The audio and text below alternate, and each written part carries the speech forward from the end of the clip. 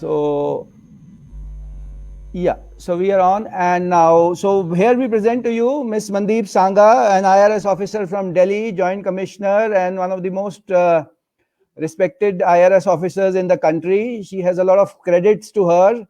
And since I am not supposed to do a formal introduction, all I can say is that she is beauty with brains. Had she stood for Miss India, she would probably made it there as well.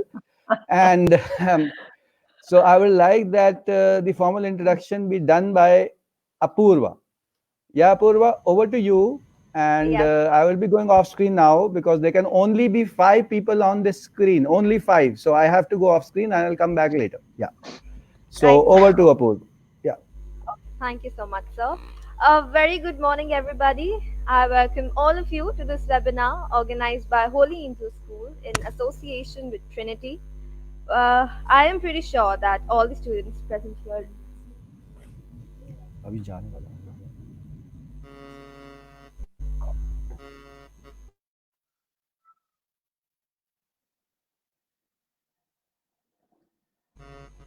I'm really sorry, there was some glitch. Okay. A very good morning, everybody. I welcome all of you to this webinar organized by Holy Angel School in association with Trinity. I'm pretty sure that all the students watching us here live right now might have some or the other dream which they really want to accomplish and are just looking forward to a motivation or a guidance. Well, we are lucky enough to be a part of this webinar then, because today we have with us someone who had a dream and has accomplished it successfully. From clearing the toughest examination of India, that is the UPSC examination, in the very first attempt, to becoming every civil service aspirant's role model and inspiration. Her journey has been a perfect example of dedication, consistency, and hard work. She is none other than Mrs. Mandeep Sangha, Joint Commissioner at International Customs Division in Ministry of Finance, India. As part of her present work profile, she is responsible for formulating the stance and response of CBIC on several ongoing regional and bilateral FTA negotiations and various customs engagement with foreign administrations and organizations. Adding more to her profile, she was the first woman officer to lead the Intelligence Wing in Directorate of Revenue Intelligence, the Apex Intelligence and Investigation Wing of Indian Customs. She was part of the Indian delegation for Regional Comprehensive Economic Partnership negotiations on rules of origin and customs procedure and trade facilitation. We are proud to have such an outstanding person amongst us who has been one of the first women officer to lead an anti-smuggling wing within the Enforcement Agency of Indian Customs. In 2016, she was awarded the World Customs Organization Certificate of Merit for innovative change and leadership in her field. It is very pleasant to hear that she is the proud recipient of Finance Minister's Medal for overall best performance as officer trainee. We would like you to know that she was awarded the Chivaning Gurukul Fellowship for Leadership and Excellence at the University of Oxford, United Kingdom. Ma'am, we are really honored by your presence. Thank you, Apurva and Jivika. It's a pleasure to be here. Certainly, ma'am. And for us to have a personality like you with us is an even bigger pleasure because we are highly honored to have you with us today. Now, without any further delay, since I know everyone is very excited for the conversation and all the questionnaire round, I would like to proceed with my first question. Ma'am, how and when did you decide to get into civil services? Well, my father was in the army, and I always wanted to do something which goes beyond just a job. So I wanted to be a civil servant since I was a school-going girl. But then, as almost all of us, I was very scared of that preparation. I thought I would never be able to do that. So it took me some time to realize that I had it in me to prepare for it. So I prepared it much later. I was working before I became a civil servant. But then, yes, I always wanted to be a civil servant in whichever capacity I could. And I'm very glad that I'm where I wanted to be. I'm in a job which I always dreamt to be doing. Right, ma'am. Patriotism is something instilled in you. Your father was in the army. Yes. Now, there's a new thing we have heard a lot about the army families. There's a Hmm. very high level of discipline in the Yes. families of army. So, is that discipline somewhere, responsible for you cracking the IRS examination? Like, did that discipline help you manage your schedule and help you crack that examination? First of all, what I would like to clarify, that I know we all talk about it, that the UPSC is the most difficult exam. Let's understand, why is it difficult? It's not difficult to crack this exam. It is, most people do not have the right approach towards preparing for this exam. It's actually not preparing for the exam, it is preparing to be a civil servant. So the entire process, the selection process for a civil servant, which actually spans for a period of 1 year, is not only to test your knowledge, but also to help you acquire that knowledge once you become a civil servant. Because you do not have a reaction time later. We all get into our academies, yes, to prepare for a very specific roles. But then, as any professional, you need to know every aspects of the world around you. And that's what this civil services exam does to you. So you need to have a right approach. It is not about cramming. And I realized it much later. And that is why perhaps I think I was able to crack it in first attempt. I did not put in 12 hours. I did not lose my sleep on it. What was different for me, which I think helped me crack it, was the way I approached it. Uh, and we can go on to it later. I don't want to take much time because I understand we just have 45 minutes. But you must understand that UPSC is one thing which is not compartmentalized, that I need to be good in maths, I need to be good in English, or I need to be good in history. What UPSC requires is that you should know everything.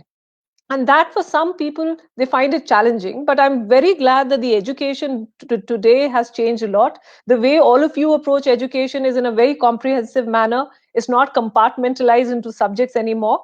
And that is all that's required for this UPSC examination. Absolutely. It was something really new for us to know it, that it is actually not cramming and it is Yes. actually preparing for the civil service examination. Ma'am, every year, lakhs of Mm, people apply for the UPSC examination, mm, but only mm. a few of them get selected. So, what Yes. kind of a study schedule did you follow to make sure that you were one Mm. of them?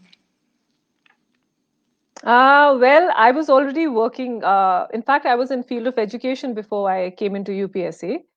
And one thing I realized, and when I was teaching students like you, I realized that, see, when you study maths, we think maths and your languages are different. But whereas maths is also just a language, what maths helps you to do is explain something in a concept which others can easily understand. For example, fractions, right? 2/3 of a pizza. So this is just a language, it's a tool. And when you see all of it connect together, then you start enjoying it. So when you ask me for a schedule, I did not have a schedule. Whenever I got the time, I studied. For me, UPSC preparation, I enjoyed. I thoroughly enjoyed. Because when I was in school, I hated history. I hated geography. And I, for a very long time, thought that I would not be able to crack UPSC because I'm supposed to know a lot about history and geography as well. But when you link all of it into a story, and it starts, you find connections in geography, in history, in your maths, in your civic studies, it just becomes such an interesting journey. So for me, preparing for UPSC was reliving my school days, but with a better attitude towards it. Because trust me, it will be very surprising for you. UPSC is nothing but what you've learned in your school. The problem is we end up cramming in our school and we don't enjoy it as much. But once you do, it gives you a perspective. So all of this studying which you do for UPSC, these are not standard question and answers. You need to apply what you've studied while responding to those questions in your UPSC exam. And so because it was a journey for me, I would, yes, a discipline is required, but I would put in five hours a day to study throughout, and I ensured that I do not cram. And I used to ensure that I am in the right framework of mind and why I'm studying this. I would ensure that I give a context to what I'm studying so that I don't even forget it and I'm able to link it with something else which I study the next day. Rightly said, ma'am. And it's actually kind of surprising to know that, you didn't force it upon yourself and you thoroughly enjoyed the process. And it's actually inspiring for all of us here. I'm glad. Like, ma'am, UPSC is considered to be the toughest exam to crack in India, and the preparation for it also is a difficult one. So, how did you manage to keep yourself motivated for the exam, for the Jivika, as study? I mentioned earlier, the reason why people consider this to be the toughest exam is because there are no boundaries. There's not any limit to what you need to study. Like when you prepare for some other exam, you have a textbook, right? You have a subject, and that's all you have to study. What UPSC does to you is that it just takes away all those barriers and takes away all those constraints. So you can study as much as you want in science, your philosophy, psychology, and sometimes people find that a little they get daunted by it, they get scared that how am I supposed to study all of this. I got motivated because I took it as an opportunity, which generally in life we get busy with things, we get busy with our jobs, with our studying, we forget that there's such a storehouse of knowledge. So while preparing for UPSC exam, I took preparation as an opportunity. I was not overly stressing about that I need to crack it and what if I'm not able to crack it. Because once I started enjoying the process of rediscovering this knowledge, this was an experience in itself. I did not stress myself. I was not overly worried, what if I don't clear it? Because I knew even if I don't clear it, I would get this immense wealth of knowledge with this approach which I had adopted, that I would never lose anything. I would only gain. Because most of the UPSC aspirants, and I've seen brilliant aspirants, most of them are not able to crack because not because they do not have the ability to study so much, because they lose their nerve or they become too stressed. What if this does not, I do not clear it? So you must realize that you need to enjoy that journey. Just do not look at the end, what you are trying to achieve, but even the means, the road, the path to it. Because nobody who prepares for UPSC in true earnest is a loser. You only end up gaining so much. So that was the approach which I used. It helped me not to get stressed. I enjoyed it, and therefore I did not have to go back again and again to try and study or forget it, because I generally think, otherwise I thought I had a poor memory. But here, because I was enjoying it, I could link one thing to the other, so it became much easier for me. Yes, ma'am, absolutely. Your thoughts are worth inspiring. Right. So, ma'am, you have already changed the definition of a shining academic student, because it is considered to be a student who's good at like all the subjects and who's doing amazingly well in all of them. And you said that it is all about grabbing knowledge. And here, I can clearly see that you were a shining academic student, but in a different perspective. So, the next question would follow up like, were you just a shining academic student, or were you also into extracurricular activities? Well, Apurva, I think both are not mutually exclusive. So for a shining student, I don't call myself a shining student, but as a student you are a learner, right? And you don't only learn from the books, you learn from various activities. So learning, being good at your academics and being good and active in your extracurricular, they go hand in hand. So one cannot very strongly draw a line between the two. Does not mean that if you are good and study your books, you would not be in extracurricular. In fact, the only way to approach it and perform well in both the areas is to do it together. So I did a balance of both. So this was not something which it was very I tried to do it. I just enjoyed doing it. So I was good. I participated a lot in debates. At the same time, I studied. I was not a topper, but yes, I was among the top 3 in my school every time. And there were subjects I hated, but I still managed to study for it because I would never overstress. I was very fortunate to have parents who never stressed on just the marks, right? They said you need to enjoy your studies. And once I started enjoying what I was studying, I automatically also excelled in it. So yes, so I did both of them together. Ma'am, in the IAS interview or in an IRS interview, In a UPSC interview. you have, yeah, I would rather Yeah. state that. In a UPSC interview, you have to state some certain stuff, and they ask you questions. You have to answer them in that way. So certainly, you were into debate, right? Yes. So did that help you in standing out in that interview session? Well, the interview in UPSC is very different, Apurva. They want an officer who can respond to various situations in life, and they are not there because you've already given your mains, right? You've done your prelims, your mains. So your knowledge has been already tested. Yes, they do ask you very difficult questions during the interview, but what they're trying to test you is how you approach those questions and especially the questions which you're not very sure of. So while the debates did help me because it gives you a confidence, you are more relaxed while you are discussing things. You're not overawed because there is a panel of people who are questioning you, who are experts in their field. It can get a little, you do get a bit scared. So that to that extent, it helped me, yes. But what's most important is they try and check your attitude towards how you approach things, and you need to be honest. You can't, so this is not something where you just have to answer every question and, okay, let me remember, I will tell you this. It is how you approach it. And I in fact, did fairly well in my interview as compared to my written. I got a very good score in my interview, and this is when I did not know all the answers to all the questions. So there were a few questions they asked me, and I was very honest. I said, look, this is what I do not know, but then I know something else, perhaps, if you want me to talk about it.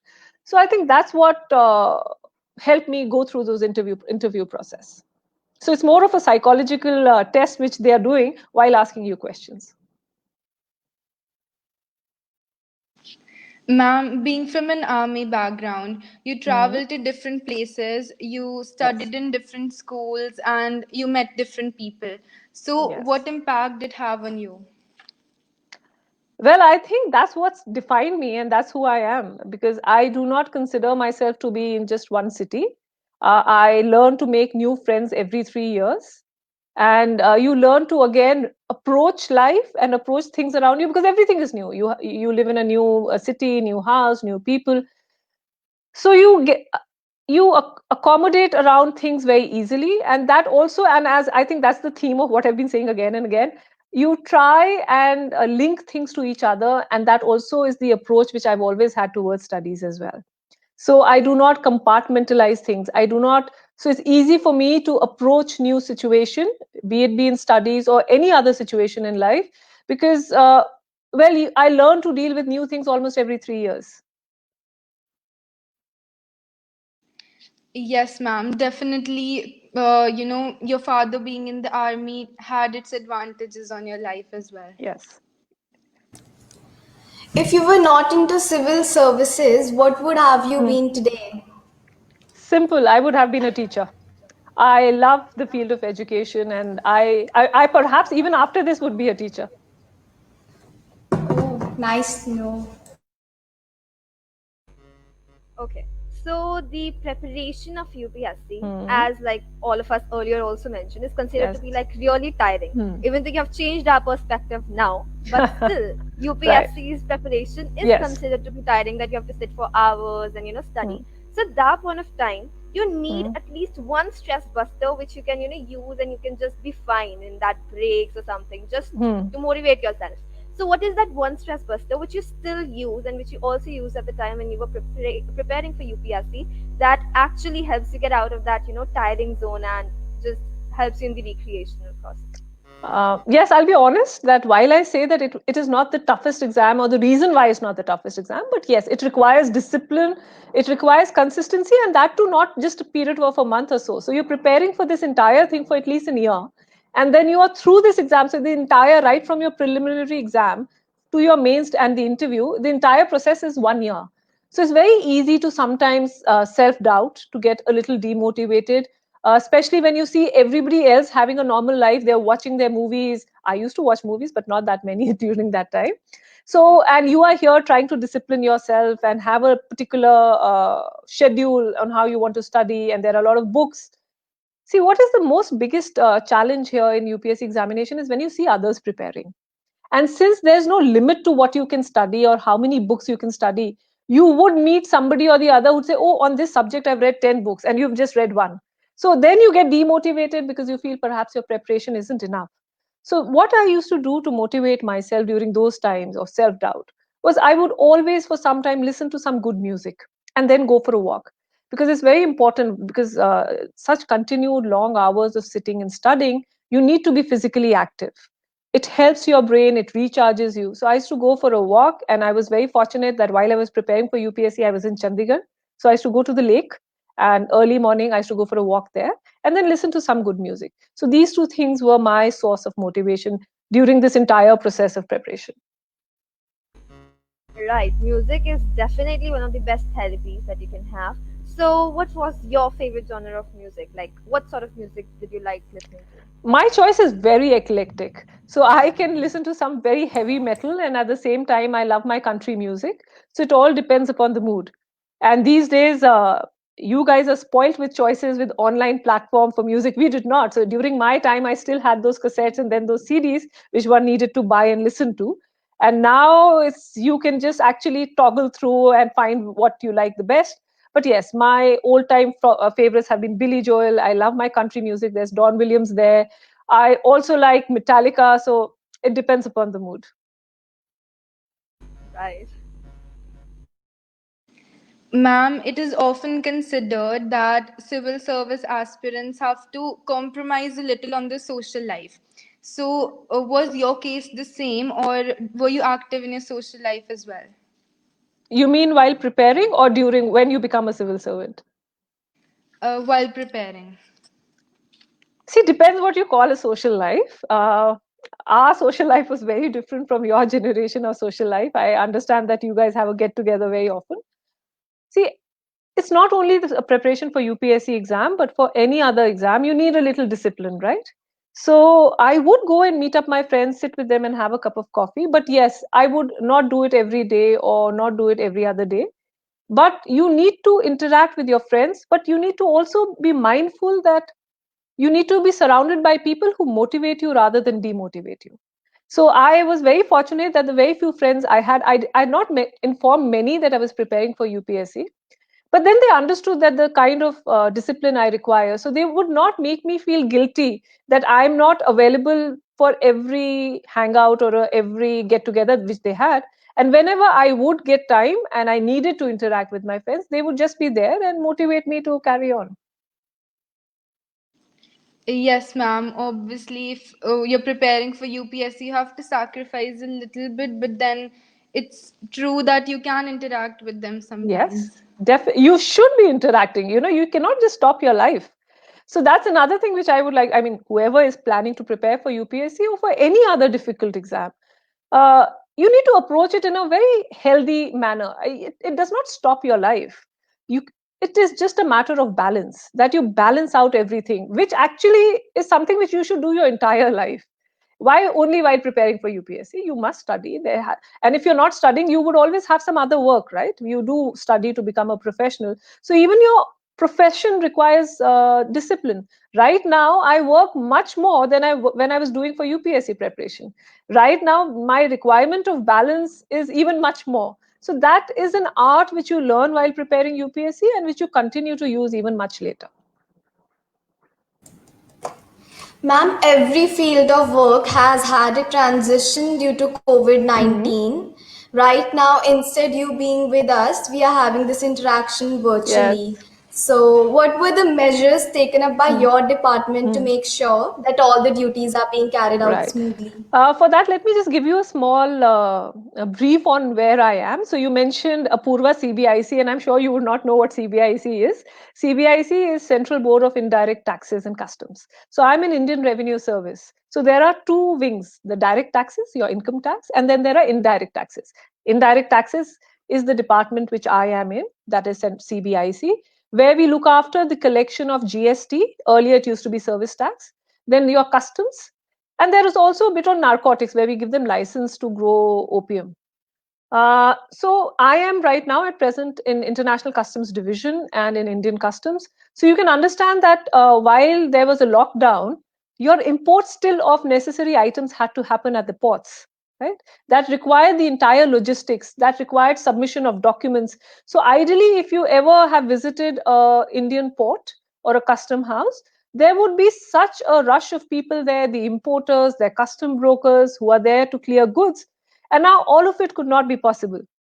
And at the same time, this was a essential service. So India customs was declared as an essential service. So we were working throughout a lockdown. So we did not have a break. So there were challenges at two fronts. One, how to ensure that our personnel are safe, because they are there interacting with people. They also have to make sure that the goods which come in for security reasons, whatever requires to be examined, that needs to be examined. And at the same time, how do we help the trade who could not travel to us and submit those documents? So in this period of last 9 months, the use of IT technology has been substantial. We've always, any which way, Indian custom is online. So an importer, when he files his documents, is always online. But there are some documents like certificates or bank guarantees or undertakings, which earlier he would submit in person. We made sure that all of it became online. And any kind of intimation which was still he required to be at the port, everything was now provided to him on his mobile phone so that it helps him. Then there was also an issue that for clearing the goods, while the customs would clear the goods, give them a go ahead to take away their goods, they would not have anyone in the logistics to carry those goods. And there was a huge congestion at the ports. So while the earlier cleared goods were not being removed, there were new goods which were being imported and the ships were discharging it. So we closely coordinated with all stakeholders, our custom brokers, our port authorities, even the custodians. So nowadays, almost all ports are private ports. They are managed by private entities. So we try to urge them not to charge extra demurrage charges. Now, demurrage charges are when they charge if the good is lying at the port for more than some time. So we told them to be cooperative with our importers and not charge them extra. And we try to work with the logistics department to ensure that the goods could move easily. So, and then we made sure that our staff, our custom staff, was very safe. We gave them their PPE and other protection gear. And then we also use this opportunity to educate the trade more, because at the end of the day, most of the time the delays in clearances happen because they really do not know what procedures to follow. And Customs Act is not very easy to understand for a layman. So even the custom brokers who've been working in this field are not able to understand the new procedures. So we have held several webinars for the trade and other stakeholders, helping them explain that what are the procedures, how can you ensure that you timely file every document, and also get a feedback from them. We had a 24-hour help desk so that if there is any issue, they could call and we could try and resolve it. So that is how we all worked as a team and try to remove all those bottlenecks which were there because of COVID-19. For example, there were very essential PPE items which were coming in, were being imported, medicines which were being imported, which needed to be cleared as soon as they arrived. So we made sure our team was ready to receive it at the airports, at the seaports, and make sure that the clearance happens as soon as the goods come and they are given, handed over to the people. So that's how we worked, and we still continue. Yes, ma'am, that's really fascinating to know about your work profile and the measures taken up by your department to get through the challenges we are facing due to COVID-19.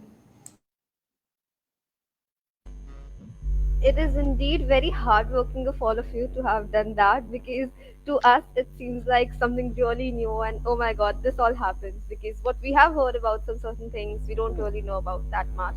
So, here you told us about it, and we definitely got a lot of information. Still trying to, just calculate all of it and understand it completely, but it will take some time, I can understand that. Okay, so my next question would go like, behind every successful person, family plays a very important. Sorry? So, behind every successful person, family plays a very vital role. So, how did your family support your passion and helped you, become what you wanted to? Well, that's true, because they say it takes a village to bring up a child, and we all have been a child, and we have had a very important role of a various family around, your grandparents, your parents. So I've been very fortunate to have my parents who've always encouraged me to pursue my passion.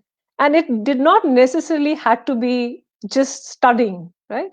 So at least in my generation, most of us used to be held back because you cannot do something else because you need to first study and get that 90%. So in my case, I loved outdoors, I loved nature. So for me, my summer vacations meant that I need to go for some camp and I need to try something new. So either it's horse riding or go for swimming or just go for a picnic backyard with my friends. And thankfully, we did not have so much of television and social media. And my parents allowed me to do that, allowed me to interact with the nature, allowed me to interact outside school, outside studies. So it helped me shape my approach towards everything. And so even when I was preparing for UPSC, the biggest challenge, as I mentioned earlier, is actually the stress. Most people get stressed out, they lose, they get demotivated and let go of preparation. So I did not do that because I knew I will even this entire process I would enjoy. I was not just stressed about UPSC is like getting that 99%, right? So I was not aiming for that 99%. I was aiming at learning while studying. And that was an approach which my parents imbibed in me. And that helped me a lot. And then because my father was in the army, we traveled around extensively. I met a lot of people. I traveled in new cities. So it helps you. You already are a learner. You learn about new cities. You actually see history around you. You see how one city is different from the other. So that approach towards life and towards studies was always helpful. And then at the same time, I never felt that I would be considered a failure if I don't crack UPSC. It wasn't that this was a dream which everybody wanted me to achieve. It was enjoy it. If it happens, good. If it doesn't, life has something better for you as well. Absolutely, ma'am. And here, when you were answering this question, you mentioned about the fact that that time social media wasn't very Yes. prevalent, and in today's time, it is like very, very prevalent. Everyone is on social media platform. So right now, since you're working as a UPSC, in UPSC itself, so right now, is that social media impacting your day-to-day life right now? See, it's very interesting. I work in the government, and most people think that government work is very boring. Well, in government, nothing is defined. Our work is actually defined by all of you. So I'd never been on Twitter, but now I am because most of the people, if they have any grievance, they tweet, right? So all our offices have a Twitter handle. All our offices have a Facebook page. So necessarily, even if I don't want to for my personal use, I am on Facebook, I am on Twitter, I'm on other social media because that's where we get a feedback on how are we doing, because it's become our yardstick of performance. People would be unhappy, some people would be happy. Somebody's parcel from an foreign post office has been stuck, he would not write to you, right? We have our email IDs on a website, so people have stopped going to the websites. Even they would only want to tweet. So these are informal channels which yes, we need to scan through and see what is happening. But the hours, I have very long hours. I because the work which, especially in Indian customs, see, customs is where you cannot have time to address an issue. You have to react quickly. You can't have something happening and think that tomorrow let me find a solution to it. And there is no textbook for those solutions. The challenges which come up are very new. You have to think on your feet and see how you can resolve it. So you're always on your feet, on your toes, you're thinking, and it's just not in silos. Sometimes there is an issue, the goods cannot be cleared because the bank channel has stopped, and bank channel you don't manage, it's some other bank, so you need to interact with the bank. Sometimes there are issues from the other side, from the exporting side. So that is where right now my role is. I'm in International Customs Division. I coordinate a lot with other custom administrations. So you have to be in social media, but yes, for my personal use of social media, I try and avoid it, because when I entered UPSC and when I joined my academy in 2009, Facebook had just come. I joined Facebook after I became a civil servant. There was no WhatsApp. The smartphones came much later. So it helped me in my UPSC preparation that there was not too much of distraction. Even now, I try and keep off it as much as possible so that it gives me time for other things. Even as a government, especially as a government servant and the role I am required to study new things, new laws, new rules constantly. So I need time for that. And social media kind of takes away that time. So I try and regulate it, yes. Right, ma'am. It was pretty interesting for us to know that because social media right now is impacting our lives, but we need to have a control on it. Only Yes. then will it be, possible for us to be successful in any field. Rightly said, ma'am. Ma'am, since all of us here know that you have an extraordinary leadership potential, so could you please list up some points of how students can develop leadership within themselves? Well, I don't know whether I have extraordinary leadership skills or not. I've been very fortunate that my department and service has given me opportunities which have tested me. And one thing which is my personal learning, that we sometimes confuse leadership by trying leadership with control. Leadership is not about controlling the situation and controlling others, or being the boss by telling, you do this and you do this. Leadership is trying to take out the best, trying to make sure everybody is able to do their best. And that leadership also therefore requires sometimes for you to be very confident and secure about yourself and take the back seat. So leadership is being a team player.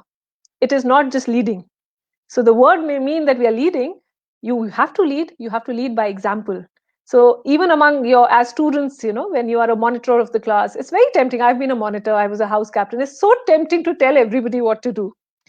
But what a leader requires to do is find out the person who's not feeling good, or the person who's the quietest.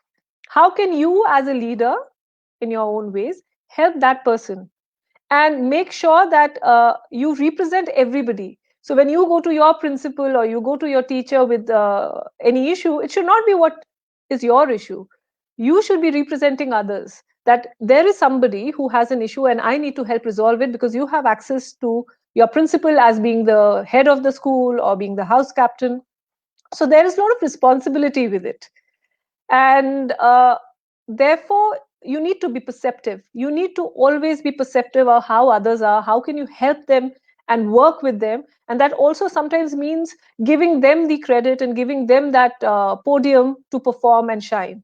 So that for me is leadership skill. And any work, see, we cannot be good at anything if we work as an individual. It's always teamwork.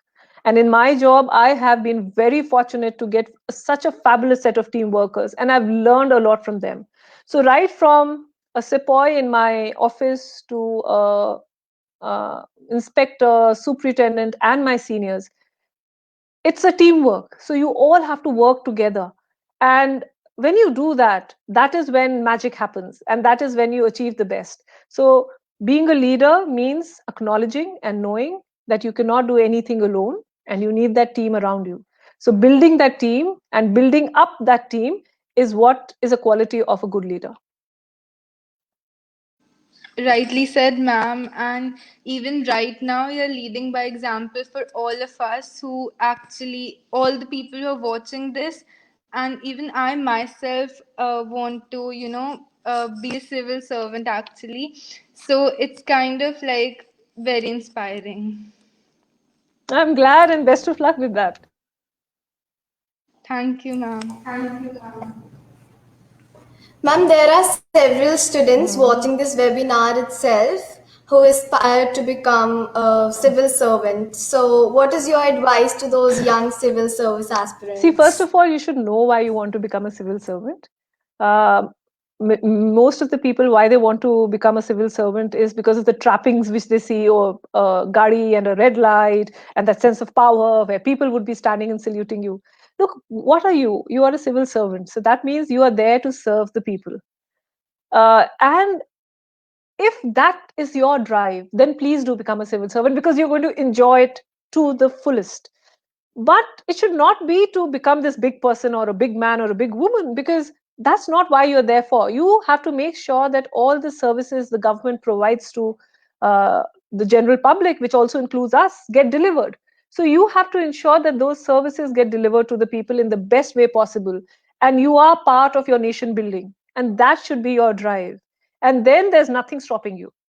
And also, it's not an easy job. As civil servant, I remember while I was preparing for civil services, and the civil servant told me, well, Mandeep, the easiest part of this journey is cracking that UPSC. And I was taken aback, and I thought that's the most difficult part, because after that, I'll be a civil servant, life would be easy. It isn't. I enjoy it, but it's challenging. You need to be working. I do not have defined hours. I cannot say 9 to 5 and after 5 o'clock I would not work if the work requires, because your nation does not sleep, right? In civil services, UPSC, we have different streams of services. You have administrative services, you have revenue service, you have police service. So all of us and all my colleagues I see, they have such challenges, and they have to be ready to react anytime. If you enjoy that, you must. Then you are in for a good time, because you always will, every day there'll be a new challenge for you. And there is no limit to what you can do if you are motivated for the right reasons, not for that sense of power which generally people assumes a civil servant to be. you get appreciated because the government, the civil service framework, they need people who are motivated and ready to deliver. And then and there is so much of variety in the job. So while I may be in Indian Revenue Service, and I've so far in my 11 years been in customs, even in customs, I feel I've only scratched the surface. There are so many varied roles and challenges that you learn. You can never get bored being a civil servant. If you're ready to work in and put your 100% and you have the heart at the right place, it is an interesting journey. So best of luck to everyone who's preparing to be a civil servant. It's very interesting. Right, ma'am. Ma'am, in answer to few questions, you talked about leadership. So I've heard this thing that to be a good leader, you need to be very, very opinionated. You need to have a very strong opinion to everything. Now, at that point of time, having opinion is very good. I think everyone should have an opinion. But certainly, at some point of time, it is also considered to be a disadvantage because when you put your opinion instead of that, so many people, and then it is something different, it often just get you separated out, like parted out, and because of that you often feel depressed. So to that, what would be your stance in that on being opinionated? That's a very interesting question, Apurva, coming from you. Well, see, even when I was preparing for UPSC, very often we get told that you need to have an opinion. Now, let me start with, what do you mean by an opinion? Is it that I need to have a fixed view on something, that I think this is right and I think that is wrong? Opinion means that you have a thinking mind, and thinking mind is a mind which is flexible. So first of all, having an opinion, before even you have an opinion, you need to be open to understand and perceive things the way they are. And there are often, it may be that what you think is right initially, it may not be that right, or it may not that be wrong. And for that matter, why call something that right or wrong? For me, having an opinion means being ready to first understand the thing as it is, without any prejudice, without this need that I'm studying this, or because I need to know whether what I think about it is right or wrong. You need to have a clarity on how you approach things. And once you do, then it it is not about trying to tell person that I think this is right or wrong. You would be able to convince others or explain to others where you are coming from. So it is not about others not understanding you. Now, if you have the opinion in the right manner because you've approached a thing in a right manner, you would be able to also explain where you are coming from. Now, it is not necessary that others would also understand it, and that's fine. And that's a quality of leadership, that you may have a view on something, and that view comes from a very in depth knowledge of that subject matter, where you have kept your prejudices on the side and also be able to accept that the others would not understand it. So once you are coming from the right place and not keeping your ego in the way that, because I think this is right, it has to be right, even if others do not agree with you, you would not get agitated. You would be happy that you were able to explain your point of view. You would be able to take decisions on that. And given that we all work in teams, you would also be able to navigate your way through and understand why the other person has an opinion different than yours. And maybe that also would be a learning experience, and find a middle path. So having an opinion means approaching the thing the right way, does not mean that it has to be against you or in favor of you. I hope I made sense while explaining it to you. Completely, ma'am. Can completely understand what you said. And initially, I think I personally call myself very opinionated because I have an opinion to everything. But you said it absolutely in a very right manner that we need to be flexible while having an opinion. Other person might have a separate opinion, which we need to understand sometimes, accept it sometimes. Very Yes. right said, ma'am. So today's final question, and I hope this is going to be very interesting because many of us are here and we would really like to, listen at least something about it. So, ma'am, you have got great accolades of praise for your commendable efforts in your tenure as an IRS officer. Personally, Sorry. for you, Mm, mm. what has been your biggest achievement so far? Well, it's difficult to explain a personal achievement, because I feel my personal achievement has been ability to, because whatever role I have been assigned in my 11 years has been absolutely new. I did not know of those charges earlier. I mean, you do know your Customs Act, your other acts, but to deal with a team which has not worked with you earlier. So ability to learn and try and put in your 100% is something which I take with a personal satisfaction. When I was in Directorate of Revenue Intelligence, which was an intelligence wing, I worked with men who have been in the field of intelligence for 20 years. And here I was, trying to be their boss, and they never worked with a woman. I learned so much from them. It was such an humbling experience. So I put my ego on the side. I was supposed to lead them, but I also knew when I tell, look, I really do not know how this situation may go. So why don't you tell me about it and teach me what are the challenges so that I can help you take a decision? Because sometimes a leader is not somebody who needs to know everything. The leader is one who takes responsibility for the decisions. So I made sure that whatever decision we take, if it goes bad, it would be my responsibility. And if it goes well, the credit goes to everyone. But then I also was very honest in saying, I do not know everything. So please help me learn it. And I think that helped me in good stead. And that is my personal achievement. One case of a heroine or running after the smugglers, that is very, it's very charged and interesting. But the achievement is how to be able to work with that team, and that team feels that you are part of them and work with you, work for you, and we work as a team. So that has been my achievement. And then my recent was this RCEP negotiation, which was a mega FTA from which India did step out. Interacting and negotiating with other 15 countries is not an easy task. Especially in our case, in India, we had a lot of issues where the others were not agreeing to. So you end up in these negotiations which happened over past so many years, 2012 onwards. I have been associated for 12 since last 3 years. It's a long drawn process. It starts from 9 o'clock in the morning, ends till sometimes till 12 in the evening, 12 at night.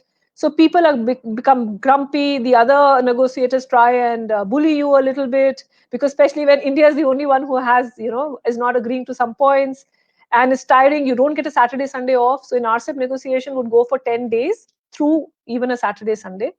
But the ability to put your point across, have the ready rebuttals, and where they finally had to accept that, yes, you have a point. We agree that India has a valid concern which we have not been able to address. That gives you a high yes, because you're doing that for your country. So these have been my few achievements which I can think of right now. Well, we are amazed because I think personal achievement that you stated is something really worth everyone understanding.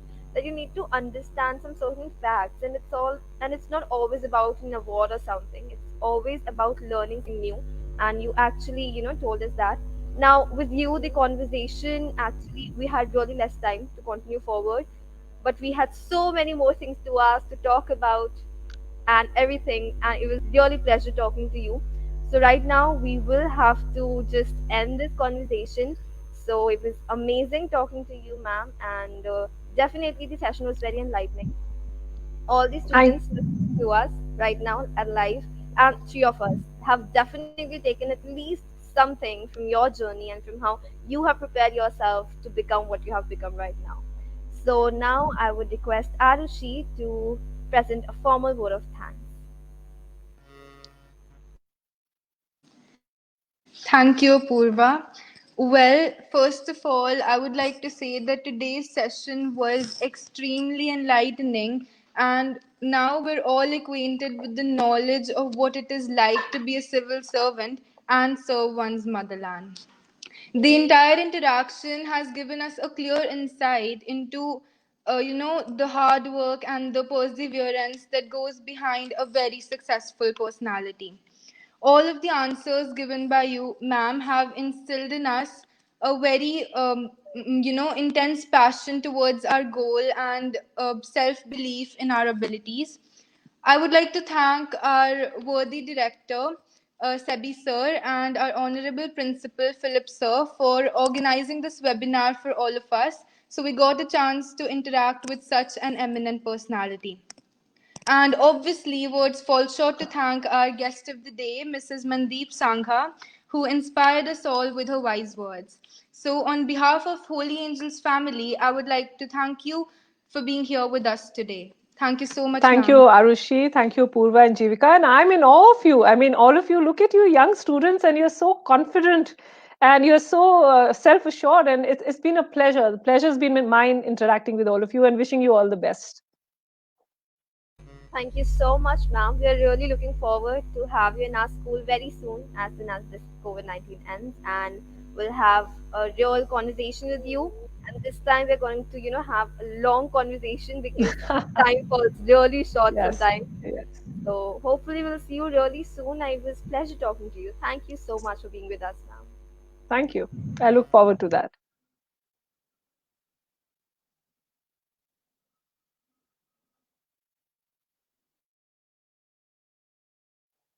So I can exit now?